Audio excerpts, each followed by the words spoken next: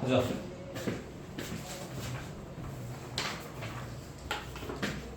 자, 공공선택 이론부터 한번 봅시다. 자, 어떤 안건을 대하는 집단 구성원들의 생각은 각기 다르므로 상이한 서로 다른 생각들을 집단적 합의에 이르게 하는 의사결정 과정이 필요하다. 공공선택 이론은 이처럼 집단을 구성하는 개인의 의사가 집단의 의사로 통합되는 과정을 다룬다. 여기까지 이해돼? 도. 자, 다시 1분단 내용 뭐야? 공공선택 이론이 뭔지 알려줬어. 공공선택 이론이 뭐라고? 공공선택 이론이 뭐야? 개인의 의사가 집단 의사로 통합되는 과정을 다루는 게 공공선택 이론이라고. 어떤 게 있대? 직접 민주제 하에서 의사결정 방법으로 단순 과반수제, 최적 다수결제, 점수 투표제, 고르다 투표제 등이 있다. 여기까지 돼야 안 돼? 그럼 각각 특징들만 정리해보면 되는 거잖아, 그치?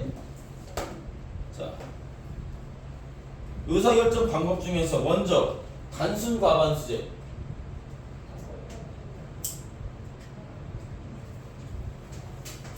투표자의 과반수가 지지하는 안건이 채택되는 다수결제도 효율적으로 의사결정이 이루어져 많이 사용되고 있으나 각 투표자는 찬반 여부를 표시할 뿐 투표 결과에는 선호 강도가 드러나지 않아 안건 채택 시 사회 전체의 후생이 감소할 가능성이 있다. 자, 이거 정리해봅시다. 자, 얘의 장점 뭐야? 효율적이야.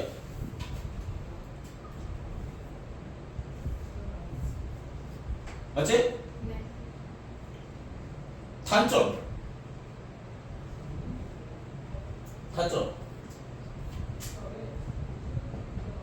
얘기해봐. 단점 뭐야?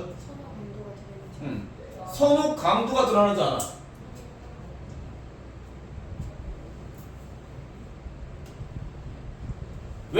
왜냐면 의사표시를 찬반으로만 하기 때문에 그래. 그렇지? 자, 그래서 어떻게 돼? 사회 전체 후생이 감소할 수 있어.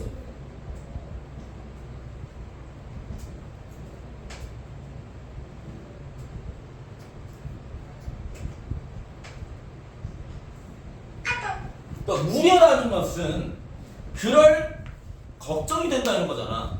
그러니까 반드시 다수결제를 통해서 하는 게 반드시 사회 전체 후생을 감소하는 건 아니야. 운 좋게 맞아 떨어질 수도 있지. 운 좋게 그냥 찬반으로만 했는데 그게 마침 선호도를 반영한 결과랑 똑같이 나올 수도 있어. 운 좋으면. 근데 아닐 수도 있잖아. 그렇지? 그래서 개인의 선호가 반영이 안 된 채 그냥 단순 다수결로 하게 되면 엄청 빨리 끝나지. 시간과 노력이 줄어. 의사결정을 하는 데 있어서. 시간과 노력이 준다는 얘기는 결국 비용이 적게 된다는 얘기야. 사회적 비용이 감소하는 거야. 그래서 효율적인데 문제는 그 결과로 사람들의 의사가 제대로 잘 전달이 안 될 수도 있는 거야. 선호도가 반영이 안 돼. 그러다 보니 사회 전체의 후생이 감소할 수도 있다. 이런 얘기야. 여기까지 됐지? 됐어? 오케이. 또 어떤 대안들을 먼저 비교하는가에 따라서 그 결과가 달라지는 투표의 역설이 나타날 수도 있어.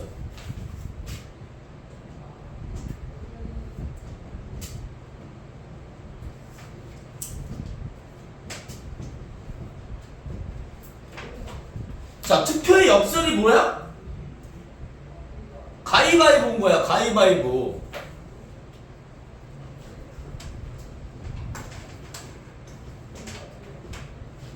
이렇게 먼저 붙어. 누가 올라가? 얘가. 그 다음에 이렇게 붙어. 그럼 누가 우승? 얘가 우승. 맞지? 그럼 얘랑 먼저 붙여. 얘가 올라가. 그 다음 얘랑 붙여. 그럼 얘가 우승. 얘랑 먼저 붙여. 그럼 얘가 올라가. 그 다음 얘랑 붙여. 그럼 얘가 우승. 맞지? 이게 단순 과반수는 찬성 반대밖에 없어. 그러니까 두 개씩 비교를 해야 돼 무조건. 두 개씩 비교를 하다 보니까 뭘 먼저 비교하냐에 따라서 최종 대안으로 선택되는 게 달라질 수가 있는 거야. 이해돼?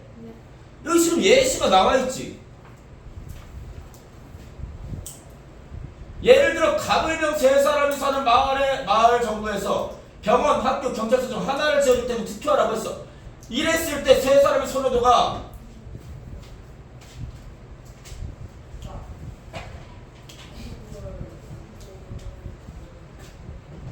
갑, 을, 병. 세 사람의 선호도가 각각 1순위, 2순위, 3순위로 했을 때 갑이 병원, 을은 학교, 병은 경찰서. 이게 최고 1순위야, 그치? 2순위는 학교, 경찰서, 병원. 3순위는 경찰서, 병원, 학교 순이야. 맞지? 이렇게 했을 때 갑이랑 을이랑 먼저 비교했어. 아니, 갑이랑 을이랑 비교하면 안 되지. 먼저 병원이랑 학교를 비교했어. 병원이랑 학교를 비교하면 얘는 병원에 투표를 해. 얘는 학교에 투표를 해. 얘는 경찰서에 투표하고 싶지만 병원이랑 학교 중에 고르라고 하니까 그래? 그럼 난 병원 이렇게 돼. 그럼 뭐가 올라가? 병원이 올라가. 그렇지? 그럼 얘는 탈락했단 말이야. 그 다음에 병원이랑 경찰서를 붙여. 그랬을 때 얘는 난 병원, 얘는 난 학교가 1순위지만 얘는 탈락했으니까 난 그럼 경찰서, 난 경찰서. 그럼 경찰서가 올라간다고. 맞지? 또 최종 경찰서가 치대게 돼. 근데 만약에 학교랑 경찰서를 붙여. 그럼 난 학교, 난 경찰서, 나는? 그럼 난 학교. 그지? 그럼 최종 학교가 올라가지 먼저. 그 다음에 학교랑 병원을 비교하면 뭐가 됐어? 병원이 되잖아. 맞지? 나는 병원, 난 학교, 나는 병원. 최종 병원. 이게 비교 순서에 따라서 결정되는 대안이 달라진다라는 거. 이게 바로 뭐다? 스페어 역설이다. 시험대 나오겠지 이거? 자, 됐어? 됐어? 오케이. 자, 이게 지금 여기 문단의 내용이니까 굳이 읽지 않아도 될 것 같아. 이제 A로 바로 넘어갈게. 오케이. 최적 다수결제를 한번 살펴볼게. 이제 최적 다수결제.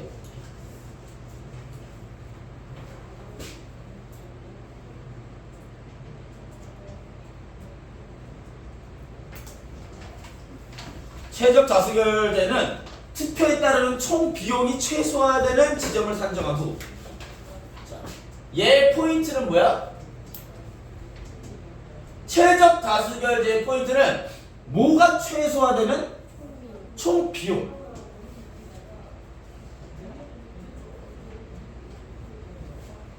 총 비용이 최소화되는 지점을 딱 정해서 거기에 해당하는 걸 선택하는 거야. 맞아? 자, 최적 다수결제는 투표에 따른 총 비용이 최소화되는 지점을 산정한 후 안건의 찬성자 수가 그 이상이 될 때 안건이 통과된다. 이 지점을 선택을 하고 안건 찬성자 수가 1단계고 2단계 안건 찬성자 수가 이 지점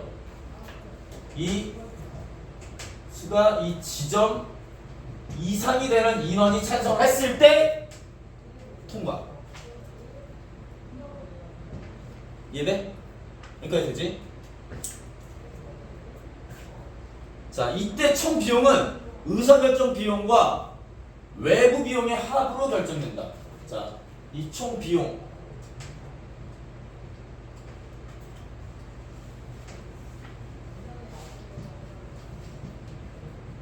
총 비용은 뭐다? 의사결정 비용 플러스 외부 비용.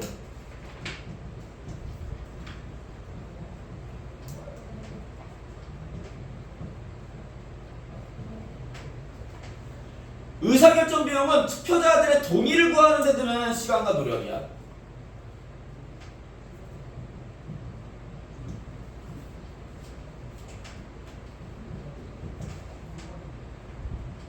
참여자들의 동의를 얻기 위한 비용.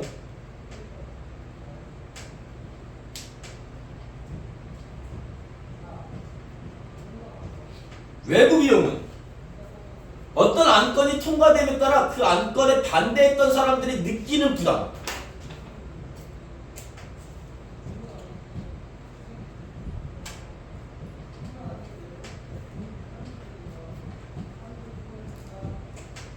이해돼? 그러니까 어떤 안건이 통과가 되려면 일단 일정 수 이상의 동의를 얻어야 돼. 그럼 동의를 얻기 위해서 시간과 노력이 들겠지. 그게 비용이야. 그게 의사결정 비용이야. 찬성자들의 동의를 이끌어내는 비용.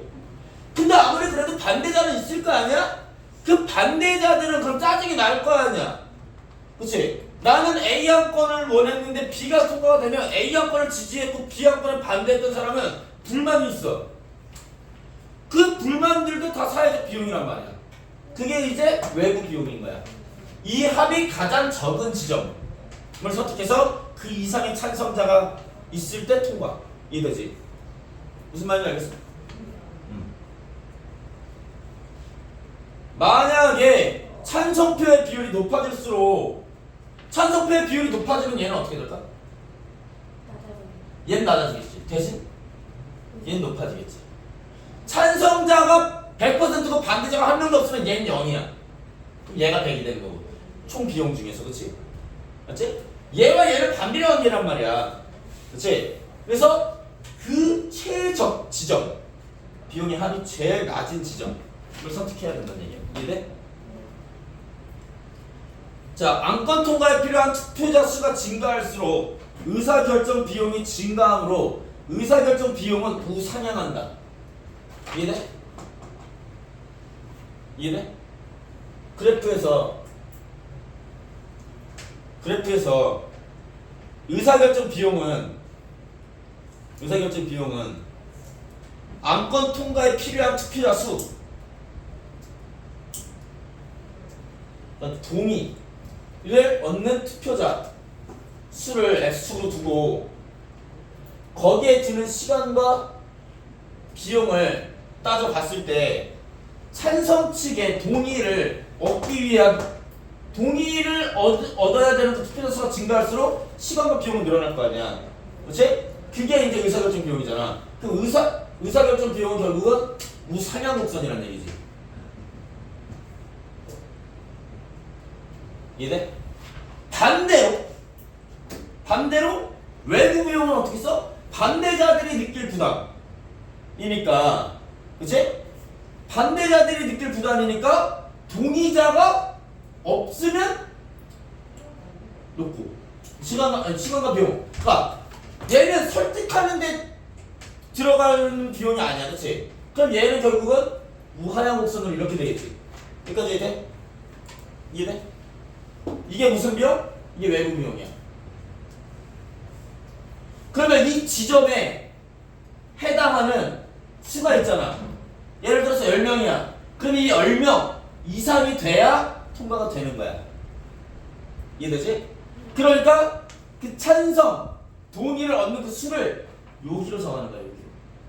여기서 결정이 되는 거야. 여기까지 이해가 안 돼. 되지?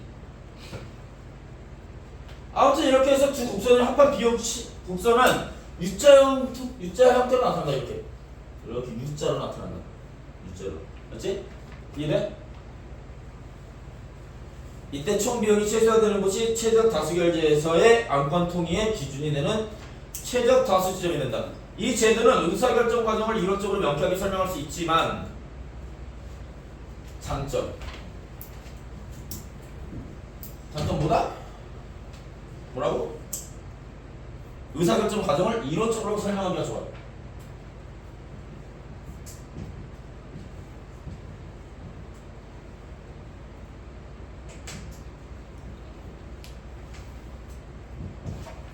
의사결정 과정을 설명하는 데 좋은데 뭐가 안 좋아? 시간이 너무 많이 돼.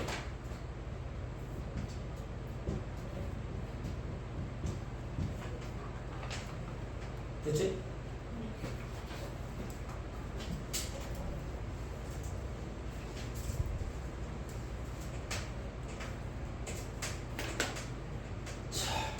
다음 점수 투표자 문제.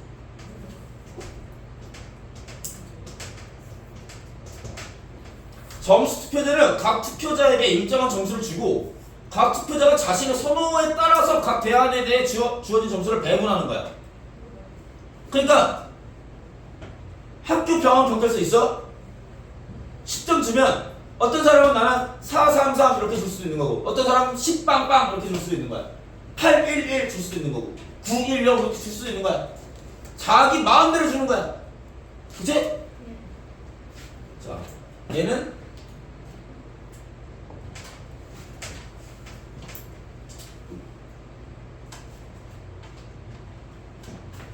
주어진 점수를 선호에 따라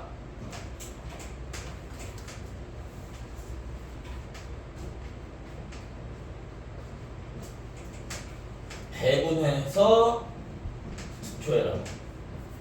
이거야. 자, 그러면 합산하여 가장 많은 점수를 얻은 대안 선택이 되는데 투표자의 선호 강도에 따라 점수를 배분하잖아. 그래서 선호 강도가 잘 반영이 돼.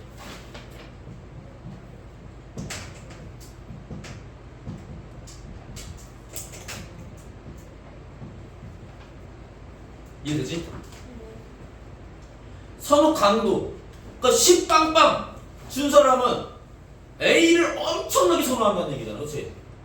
4, 3, 3 이렇게 주면 A를 선호하긴 하지만 아까 그 사람만큼은 아닌 거고. 그렇지? 선호의 강도가 아주 잘 드러나게 돼. 그리고 소수의 의견도 투표 결과에 잘 반영이 돼.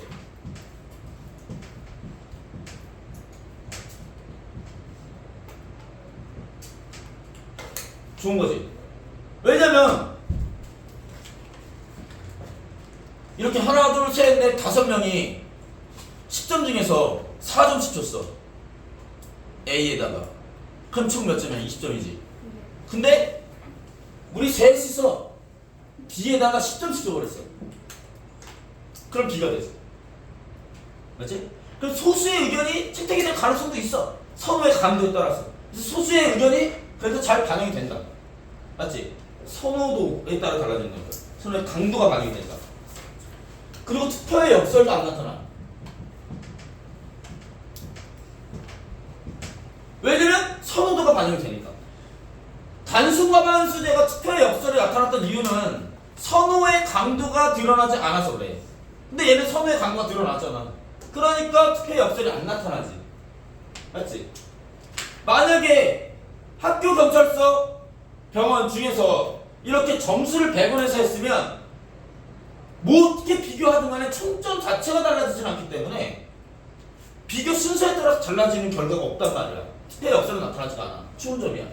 맞지? 하지만 단점. 전략적 행동에 취약해.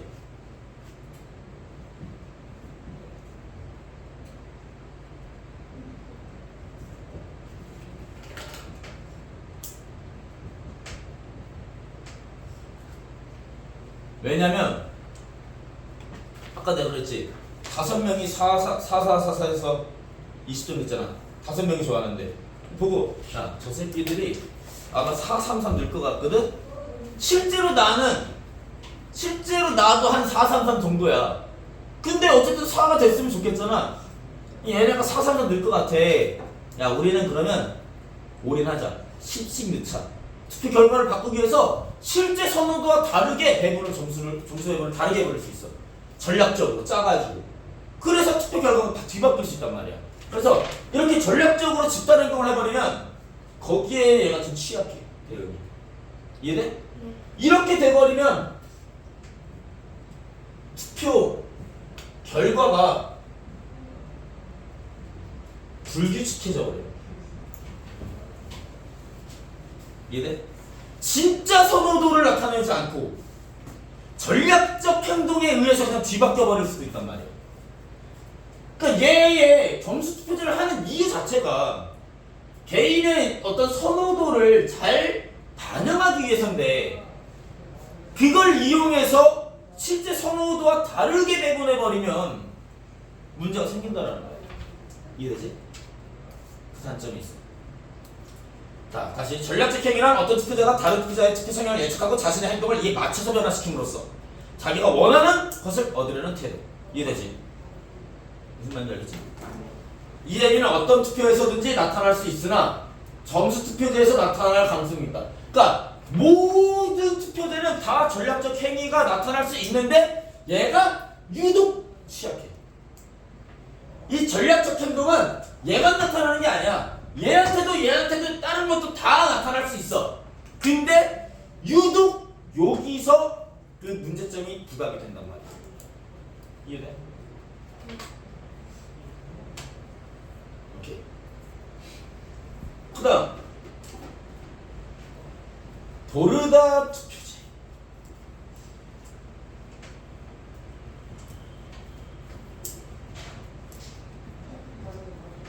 보르다 투표제는 n개의 대안이 있으면 가장 선호하는 대안 순서대로 n, n-1, n-2, n-3 이런 식으로 쭉쭉쭉쭉쭉 해서 점수를 깎아가는 거야.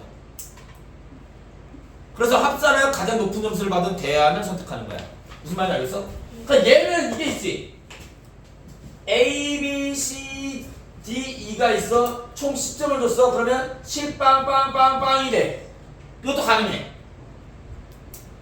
5, 2, 1, 1, 1 이렇게 해도 돼. 근데 보르다는 뭐냐면 얘는 n개가 있으면 n 그 다음에는 n-1점 그 다음에 n-2점 n개가 있으면 예를 들어서 단체가 5개가 있다. A, B, C, D, E의 n개 5개가 있다 예를 들어. 그러면 얘 처음에 정하는 건 n점이야. 그러면 5개 있으면 5점이지. 5점, 다음 건 무조건 4점, 다음 건 무조건 3점, 다음 건 무조건 2점, 다음 건 무조건 1점 이렇게 가는 거야. 이해돼? 이거는 이렇게 몰아주기가 안 되지. 이해돼? 선호도 좀 나타나긴 하지. 물론 선호도를 가장 잘 반영하는 건 뭐야? 점수 투표제지. 선호도를 가장 잘 반영할 수 있는 거야. 그렇지만 얘는 전략적 행동이 너무 취약하지. 그래서 좀 보완한 게 이거야. 선호도도 어느 정도 반영하면서 전략적 행동에도 어느 정도 대응할 수 있는 그게 보르다란 말이야. 이해돼? 다시 읽어볼게. 자, 오로지 얘는 순서가 곧 선호도인 거야. 점수를 임의로 배분할 수가 없어. 좋은 거 순서대로 나열, 그게 곧 점수. 오케이? 이해되지? 그래서 점수 투표제와 달리 오로지 순서에 의해서만 서로 강도를 표시하니까 이 제도에서는 일부에게 선호도가 아주 높은 대안보다는 투표자 모두에게 어느 정도 차선이 될 수 있는 중도 대안을 채택될 가능성이 높다.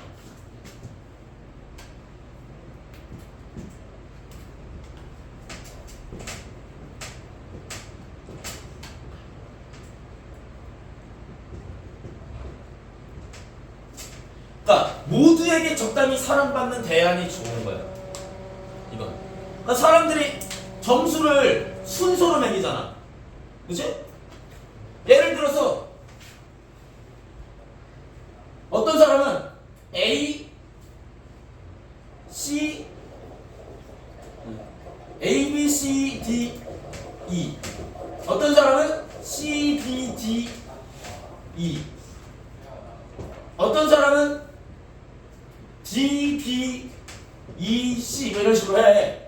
그럼 제일 선호하는 사람은 아무도 없어도 한 두 번째, 세 번째 되는 이쪽에 되는 애들이 점수를 많이 가져갈 수가 있어. 그래서 이렇게 해버리면 B가 되겠지. 아무도 제일 원하진 않았지만 그 누구도 B를 가장 원하진 않았어. 하지만 그래 B 정도면 만족해. 요 정도 수준에서 타협이 될 가능성이 크다는 얘기야. 이해돼? 이해돼?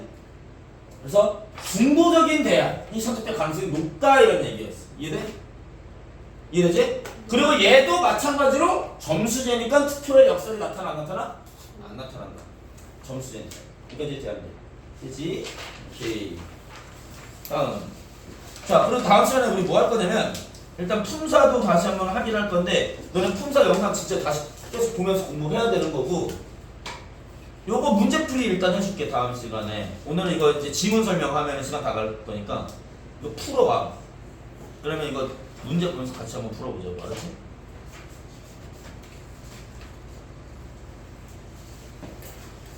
어렵지 않지? 다음 지문 해보자.